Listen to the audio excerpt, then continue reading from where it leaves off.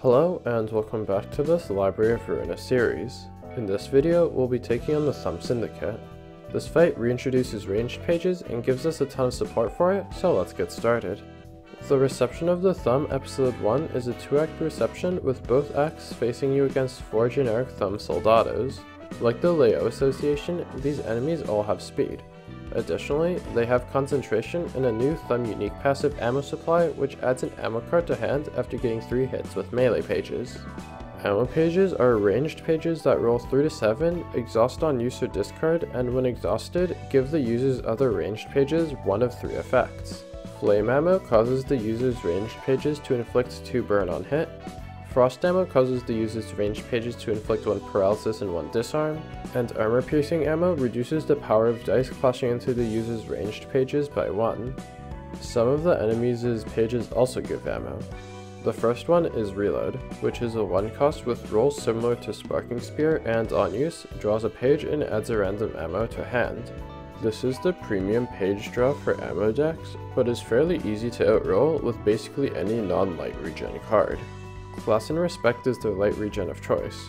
This page has a fairly strong single slash die that inflicts 2 bleed on hit, but is fairly easy to clash into with a block on 1 or most 2 costs at this stage in the game, so I wouldn't call this a premium light regen card. Suppressing Shot is their first payoff.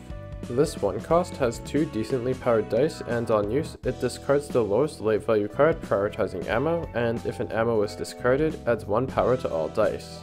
This payoff suffers from 1 cost value page syndrome as it gets outrolled by most 2 costs, so I find it hard to find room in it for my decks. Shock Round is a more effective payoff. Its average roll is only 1 higher, but it discards 2 cards on use, so it can gain up to 2 power instead of the 1 of Suppressing Shot. Bayonet Combat is their other 2 cost card, and is the other ammo enabler.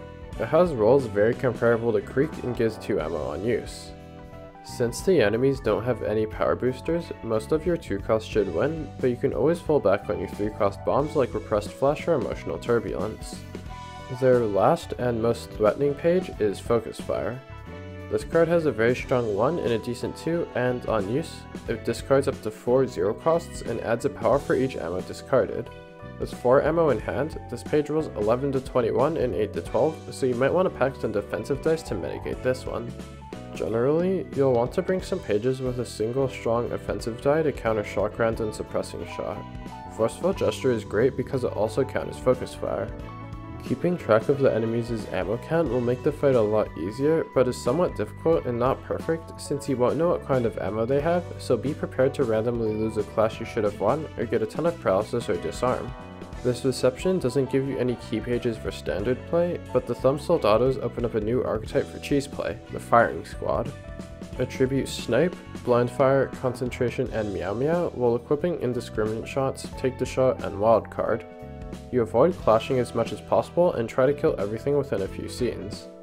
Other than that, you don't get any new tools for your decks right now, but when we come back to the Thumb, we'll get a new key page to play with. In the next video, we'll start taking on some of the abnormality battles, starting with Mountain of Smiling Bodies. I'll see you soon, and as always, thank you for watching.